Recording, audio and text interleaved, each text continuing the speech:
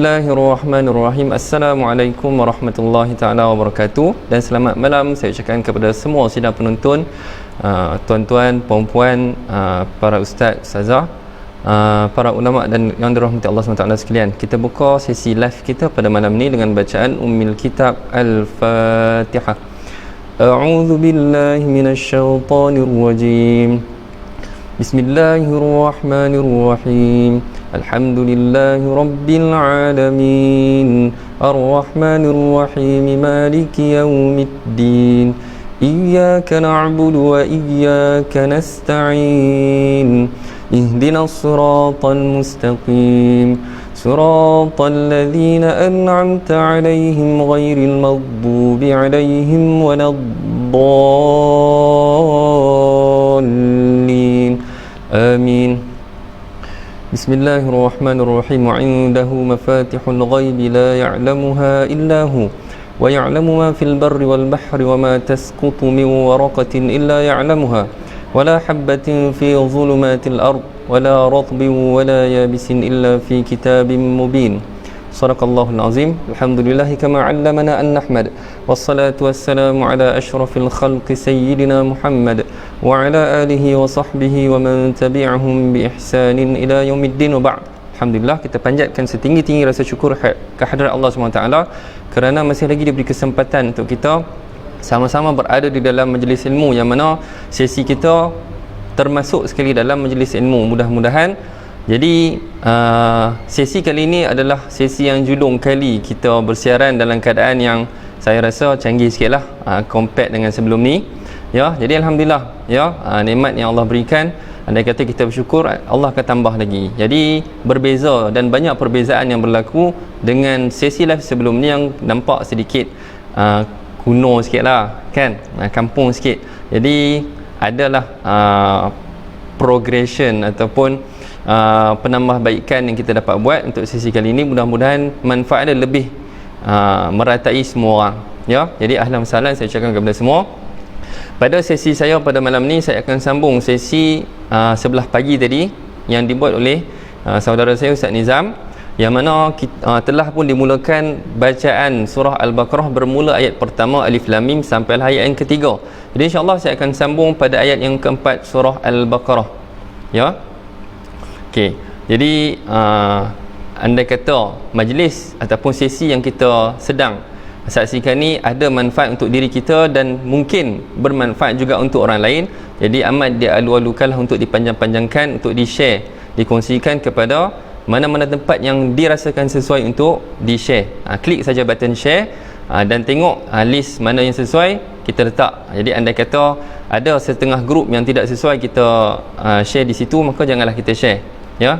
Hormat tuan rumah kepada grup tersebut. Jadi mudah-mudahan kita termasuk dalam golongan yang addalu alal khair kafa'ilih, orang yang menunjukkan kepada satu kebaikan seakan-akan dia buat juga kebaikan tersebut tanpa mengurangkan sedikit pun pahala orang yang buat. Kawan tu dapat sama, kita dapat sama disebabkan kita share pada dia, dia buat, kita dapat pahala sama, dan kita juga saksikan, kita juga dapat pahala yang lain. Dua pahala yang berbeza. Baik, insya-Allah kita akan mulakan untuk sambungan ayat yang keempat surah Al-Baqarah. Kita akan baca, saya akan bacakan dan tuan-puan boleh semak bacaannya dan baca bersama-sama dengan saya, kemudian saya akan pecahkan hukum tajuk yang ada di dalamnya. Baik. Bismillahirrahmanirrahim.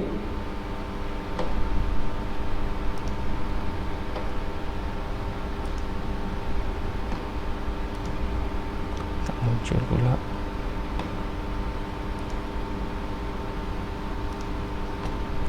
Surah Al-Baqarah ayat yang keempat, ya. Saya akan bacakan dahulu ayatnya. A'udzu billahi minasy syaithanir rajim. Bismillahirrahmanirrahim. وَالَّذِينَ يُؤْمِنُونَ بِمَا أُنزِلَ إِلَيْكَ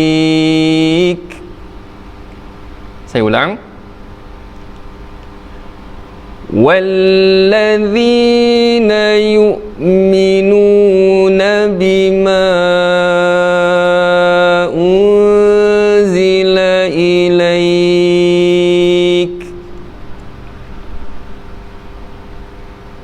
Baik, kita akan pecahkan hukum tajwid yang ada di sini. Walladzina yu'minun. Walladzi di sini ada alif lam. Alif lam di sini adalah alif lam syamsiah. Alif lam hanya ada dua sahaja, dua jenis. Yang pertama alif lam qamariyah, yang mana tandanya adalah hamzah wasal dan juga lam yang ada sukun. Adapun yang kedua dibina dengan hamzah wasal dan juga lam yang tidak ada sukun, dan lam dan huruf selepasnya akan ada sabdu. Jadi di sini asal walladzi ini adalah dua lam. Di sini asalnya adalah hamzah wasal, lam yang tidak ada sukun, kemudian barulah lam yang ada sabdu di sebelahnya. Jadi telah digabungkan walladzina, sama juga walladzani, digabungkan, maka jadilah seperti mana yang kita dapat lihat sekarang. Asalnya adalah begini.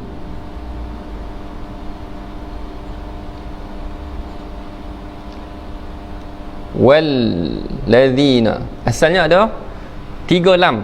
Andai kata kita pecahkan lam sabdu, lam yang pertama milik alif lam syamsiah, kemudian lam sabdu yang dipecahkan, lam yang pertamanya sukun, lam yang keduanya sabdu, lam yang kedua berbaris atas ikut baris sabdu. Maksudnya walladzina ni asalnya, ya. Jadi macam mana cara nak baca? Andai kata kita nampak hamzah wasal, hamzah wasal ada 2 cara bacaan. Yang pertama dibaca dalam keadaan bersambung, yang mana kita dapat lihat sekarang. Maka bila mana dibaca dalam keadaan bersambung, apa maksudnya? Maksudnya dia merupakan penyambung antara baris huruf sebelum dia kepada huruf selepasnya. Jadi kita akan skip dia. Kita akan skip hamzah wasal, tidak dibaca. Baik, keadaan yang kedua, hamzah wasal dibaca dalam keadaan pemula. Dia adalah pemula kepada bacaan. Jadi sebelum dia tidak ada apa-apa huruf. Jadi macam mana cara nak baca? Ada 3 keadaan. Sama ada dia dibunyikan dengan baris atas, ataupun dibunyikan dengan baris bawah, ataupun dibunyikan dengan baris depan. Kerana apa? Setiap perkataan bahasa Arab tidak akan dimulakan dengan huruf yang tidak berbaris. Mesti berbaris, tak boleh tak berbaris. Jadi di sini macam mana kita nak bunyikan? Andai kata waw tidak ada, maka ada kaedah yang mengatakan bila mana dimulakan satu perkataan itu dengan dia, hamzah wasal. Apa makna hamzah wasal? Huruf yang berbentuk alif dan di atasnya ada seakan-akan huruf sad ataupun mim terbalik. Dibaca dengan baris atas, bila mana dia datang dengan lam, automatik dibaca al. Tak kisah alif lam qamariyah ataupun alif lam syamsiah, dibaca al. Kita takkan pernah dengar orang akan baca il ataupun ul. Mesti dalam keadaan hamzah wasal bersama dengan lam dibaca al. Ar-Rahman, Ar-Rahim, Al-Malik, Al-Quddus, semua Al-Asma'ul Husna dibaca dengan al. Tak kisahlah alif lam qamariyah ataupun syamsiah. Baik. Okey. Keadaan yang kedua, hamzah wasal bila mana dibaca dengan baris bawah. Hamzah wasal akan dibaca dengan baris atas bila mana datang dengan lam. Tapi dalam keadaan bila mana dia datang tanpa lam, sama ada dia akan dibaca dengan baris bawah ataupun hadapan. Keadaan bila mana datang keadaan ini, kita kena pakai kaedah yang mengatakan lihat baris huruf yang ketiga dalam perkataan tersebut. Hamzah wasal merupakan huruf pertama dalam perkataan, sebelahnya secara langsung huruf yang kedua, seterusnya huruf yang ketiga. Tengok baris huruf yang ketiga. Andai kata huruf ketiga itu barisnya atas, maka hamzah wasal tadi kita akan bariskan bawah dan bukannya atas, kerana atas bila mana dia datang dengan lam sahaja. Okey, saya ulang. Hamzah wasal cara nak bunyikan dia sama ada dengan 3 baris, sama ada atas, bawah, depan. Bila mana nak dibaca dengan baris atas, bila mana dia datang dengan lam, al. Tak kisahlah alif lam syamsiah ataupun qamariyah. Jadi berbaki lagi 2, sama ada baris bawah ataupun depan. Dia akan dibaca dengan baris bawah ataupun depan mengikut kaedah lihat baris huruf yang ketiga. Jadi anda kata huruf yang ketiga dalam perkataan tersebut berbaris di atas, maka hamzah wasal akan dibariskan bawah. Anda kata huruf yang ketiga berbaris di bawah, hamzah wasal akan dibariskan bawah. Jadi atas ataupun bawah sama dengan bawah. andai kata huruf yang ketiga berbaris hadapan, maka hamzah wasal akan dibariskan hadapan juga, ya. Okey, dibariskan atas bila mana dia datang dengan lam, dibariskan bawah bila mana huruf ketiga berbaris atas ataupun bawah, dibariskan hadapan hamzah wasal itu bila mana huruf ketiganya berbaris hadapan. Jadi di sini dibaca al, andai kata dia datang tanpa waw, tapi andai kata di sini ada waw, kita akan skip dah, masuk terus ke dalam huruf selepasnya. Jadi walla, walladzina, alladzina, hukumnya mad asli. Mad asli, apa maksud mad asli? Mad asli adalah satu hukum bila mana ada huruf mad alif waw ya. Alif yang tidak berbaris sebelumnya mesti baris atas, ya yang tidak berbaris sebelumnya mesti baris bawah, dan waw yang tidak berbaris sebelumnya mesti baris hadapan. Maka hukum ketika itu namanya mad asli, dibaca panjang dengan kadar 2 harakat ataupun 2 gerakan jari. Walladzina, walladzina, 2 harakat. Baik, tak boleh clash syarat. Maksudnya apa? Maksudnya anda kata ada ya yang tidak berbaris tapi sebelumnya baris depan ataupun baris atas, maka tak jadi hukum mad asli. Walaupun ya dia jadi hukum lain tapi tidak jadi hukum mad asli di situ. Waw pun sama, sebelumnya mesti baris hadapan, tak boleh baris atas. Sebagai contoh, anda akan hilang syarat untuk menjadi mad asli. Okay. Walladzina, hukumnya mad asli dibaca panjang 2 harakat. Yu'minuna. Okey, perkataan seterusnya hukum tajwid di sini mad asli juga. Kerana apa? Huruf waw yang tidak berbaris sebelumnya nun berbaris hadapan, jadi hukumnya sama mad asli, dibaca panjang 2 harakat. Walladzina yu'minuna, yu'minuna, yu dibaca dengan hamzah dan bukannya dengan ain. Yu, salah ya, yu'minu, hamzah tempat keluarnya adalah pada bahagian kerongkong sebelah bawah, paling dalam sekali, deep kat sini. Paling bawah sekali. Selesai. Walladzina yu'minuna bima unzila ilaik. Bima, kenapa kita baca panjang? Kerana ada hukum tajwid di sini bila mana huruf mad iaitu alif, huruf mad hanya ada 3, alif yang tidak berbaris, ya yang tidak berbaris dan waw yang tidak berbaris. Jadi di sini huruf madnya alif yang tidak berbaris, kerana misai ini bukanlah baris, dia adalah tanda bacaan panjang mad. Bertemu dengan hamzah, huruf alif bertemu dengan hamzah dalam 2 kalimah yang berasingan. Nampak tak? Huruf alif bertemu dengan hamzah dalam 2 kalimah. Bima satu kalimah, unzila satu kalimah yang lain, ya. Jadi hukumnya ketika ini adalah mad jaiz munfasil. Mad jaiz munfasil dibaca panjang 4 ataupun 5 harakat, 4 ataupun 5 gerakan jari. Walladzina yu'minuna bima unzila ilaik, maka dibaca 4 ataupun 5 harakat di sini pada keadaan sambungan bacaan. Tapi andai kata saya berhenti di bima, maka saya hanya baca 2 harakat sahaja, hukumnya mad asli, ya. Kerana apa? Bila mana saya berhenti di sini, maka syarat untuk jadi mad jaiz munfasil telah tiada, iaitu apa dia? Huruf mad bertemu dengan hamzah. Jadi bila mana saya berhenti di sini, dia tidak ada pertemuan antara alif dan juga hamzah, maka tak jadi hukum mad jaiz munfasil. Maka dia jadi hukum apa? Hukum mad alif yang tidak berbaris sebelumnya baris atas, hukumnya mad asli. Seperti ini, dibaca panjang 2 harakat. Tapi andai kata saya sambung bacaan macam mana saya baca tadi, maka dibaca panjang 4 ataupun 5 harakat. Unzila, nun mati bertemu dengan zai, hukumnya ikhfa hakiki. Bila mana nun mati ataupun tanwin bertemu dengan 15 huruf yang tidak ada pada hukum-hukum lain, tidak ada pada izhar halki yang 6, hamzah ha, ain ha, ghin kha. Tidak ada pada idgham bil gunnah yauman ya waw mim nun. Tidak ada pada idgham bil gunnah lam ra, dan juga tidak ada pada iklab ba. Maka bila mana tidak ada selain daripada huruf-huruf yang saya sebutkan tadi, maka dia termasuk dalam hukum ikhfa hakiki, dan hurufnya ada 15 selain daripada yang saya sebutkan tadi. Zai, dha, tha, ta, dal, semua masuk dekat ikhfa hakiki. Nun mati bertemu zai di sini hukumnya ikhfa hakiki, dibaca dengan dengung yang samar. Macam mana bunyi dah? Tidak akan jelas bunyi nun. Kita tak baca unzila, kita baca unzila, unzila. Macam perkataan makan, bila mana disebutkan oleh orang Terengganu jadi makang. Ada n tak? Ada, tapi tak bunyi n, ada bunyi makang. Sama jugalah di sini, bunyi sengau, ya. Dia panggil khayshum. Bima unzila ilaik. Kita berhenti di sini. Bila mana kita berhenti di sini, maka first step yang kita akan buat adalah kita akan sukunkan baris huruf yang terakhir. Kaf ni kita akan sukunkan. Kerana apa?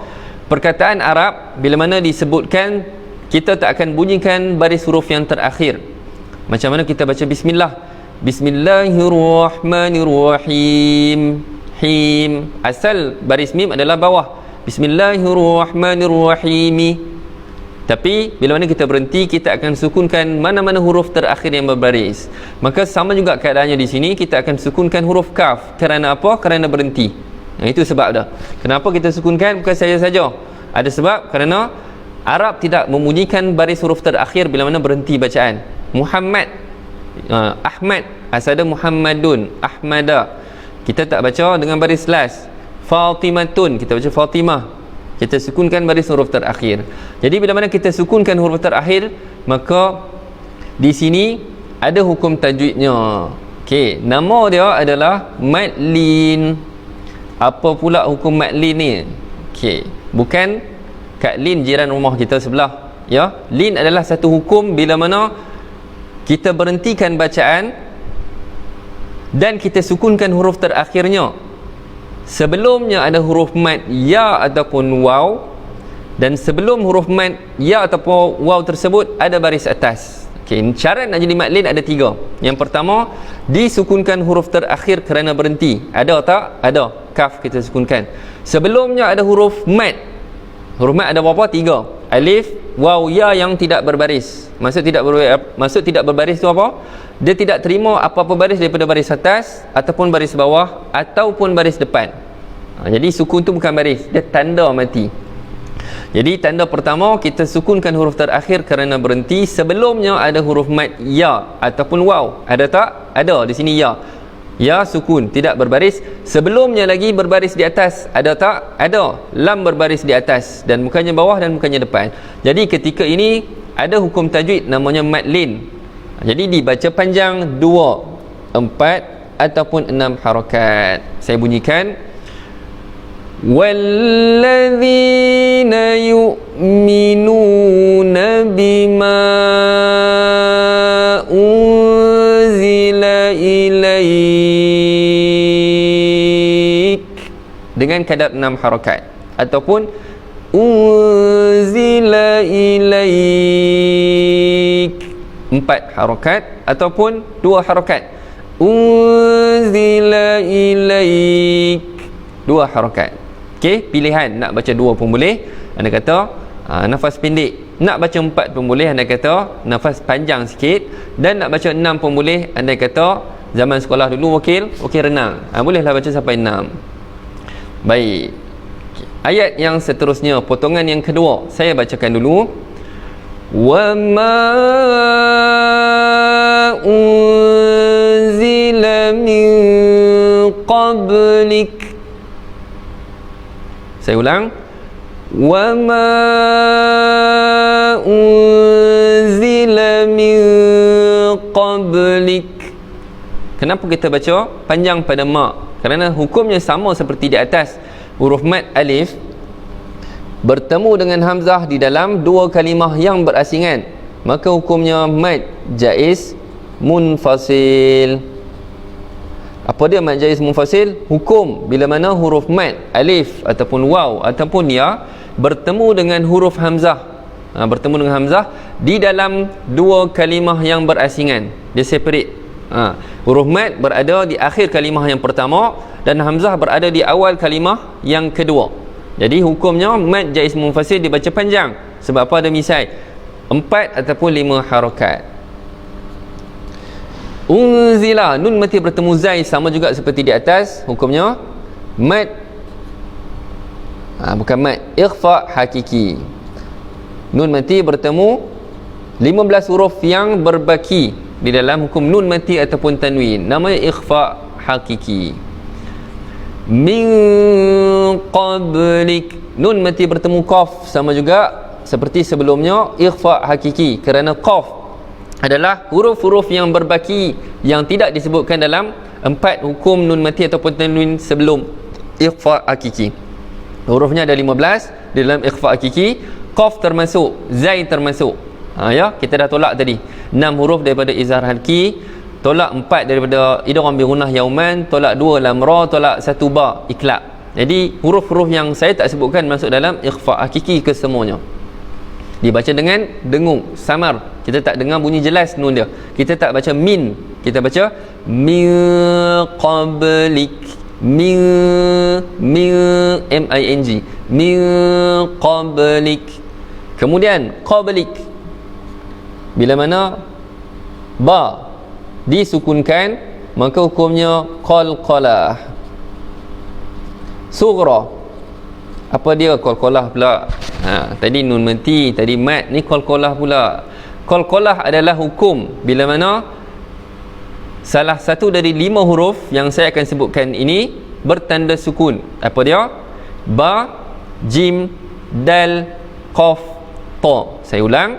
Ba, jim, dal, qaf, ta yang kesemuanya bertanda sukun. Dimudahkan dengan lafaz baju dah kotor. Ba, ju dah kotor, stand for, dia mewakili huruf-huruf ba, jim, dal, qaf, ta. Jadi nak mudah ingat, baju dah kotor senang. Baju dah kotor dieja dengan jawi. Jadi bila mana kelima-lima, salah satu dari 5 huruf ni bertanda sukun, maka hukumnya di situ adalah qalqalah. Dan bila mana dia berada di awal ayat, di tengah ayat, maka hukumnya qalqalah sughra. Berada di akhir ayat, maksudnya dia adalah huruf terakhir kita sebut bila mana kita baca. Kita berhenti, dia adalah huruf terakhir, baju dah kotor ni. Hukumnya qalqalah kubra. Dan bila mana dia berada di akhir ditambah dengan sabdu, maka qalqalah akbar. Jadi tingkatan dia sughra, sughra, kubra, akbar. Sughra lantunan bunyi qalqalah dia perlahan, qablik. Kubra kuat sikit, qul huwallahu ahad. Dek tu dipanggil lantunan ataupun qalqalah. Dan andai kata dia berada di akhir dan ada sabdu, dia adalah qalqalah akbar, paling besar sekali. Dan bunyi dia paling kuat. Dalam surah Al-Masad, tabbat yada abi lahabi wa tabb. Paling kuat sekali bunyi lantunannya. Jadi hukumnya di sini adalah qalqalah sughra. Seterusnya saya bunyikan wa bil akhirati hum yuqinun. Sekali lagi, wa bil akhirati hum yuqinun. Kita keluarkan hukum tajwidnya. Wa bil alif lam, di sini ada alif lam qamariyah. Apa tanda dia? Hamzah wasal dan juga lam yang ada sukun. Jadi jelas bunyi lam dia. Alif lam qamariyah kita akan dengar bunyi lam, tapi alif lam syamsiah kita tak akan dengar bunyi lam, tapi kita akan dengar bunyi huruf yang datang selepas lam on the spot. Wabil akhirati, kita baca panjang. Kenapa? Hukumnya adalah mad. Mad apa? Huruf mad alif sebelumnya berbaris di atas, dan huruf yang berbaris di atas adalah hamzah. Jadi hukumnya mad asli ataupun mad badal di sini. Di sini adalah hukum mad. Mad Mad badal. Dibaca panjang 2 harakat di sini. Huruf mad alif. Lam alif adalah huruf yang dibina daripada lam dan juga alif. Sebelumnya hamzah berbaris di atas. Jadi hukumnya mad badal dibaca panjang 2 harakat. Betul tak mad badal? Ya, andai kata huruf sebelum alif adalah huruf selain hamzah, maka hukumnya mad asli. Kemudian wabil akhirati hum yuqinun. Hum yuqinun. Mim mati bertemu ya. Hukumnya izhar syafawi. Izhar syafawi. Dibaca dengan jelas tanpa dengung. Dibaca dengan jelas tanpa dengung. Wabil akhirati hum yuqinun, tanpa ada dengung. Kemudian yang terakhir yuqinun. Huruf mad waw, huruf mad waw sebelumnya baris depan, maka hukumnya mad asli. Dibaca panjang 2 harakat. Dan yang terakhir yuqinun, hukumnya mad arid lisukun. Okey, apa benda pula mad arid lisukun ni? Mad arid lisukun adalah hukum bila mana kita sukunkan huruf terakhir kerana berhenti, iaitu nun di sini. Sebelumnya ada mad asli. Sebelumnya ada hukum mad asli ataupun huruf mad alif ataupun waw ataupun ya, yang mana alif sebelumnya mesti baris atas, ya sebelumnya mesti baris bawah, waw sebelumnya mesti baris depan. Yang mudah kata, kita kata disukunkan huruf terakhir kerana berhenti. Sebelumnya ada hukum mad asli. Jadi hukumnya mad arid lisukun, dibaca panjang 2, 4 ataupun 6 harakat. Okey, boleh? Hum yuqinun, hum yuqinun, ataupun hum yuqinun. Jadi saya bacakan ayat penuhnya. Bismillahirrahmanirrahim. Walladzina yu'minuna bima unzila ilaik wa ma unzila min qablik wabil akhirati hum yuqinun. Sadaqallahul azim. Alhamdulillah, selesai ayat yang keempat daripada surah Al-Baqarah. Mudah-mudahan adalah sedikit tambahan maklumat ataupun ilmu yang kita dapat pada malam ni, ataupun pengulangan. Andai kata kita pernah tahu ilmu ni, ya, anggaplah sebagai pengulangan, revision, ulang kaji.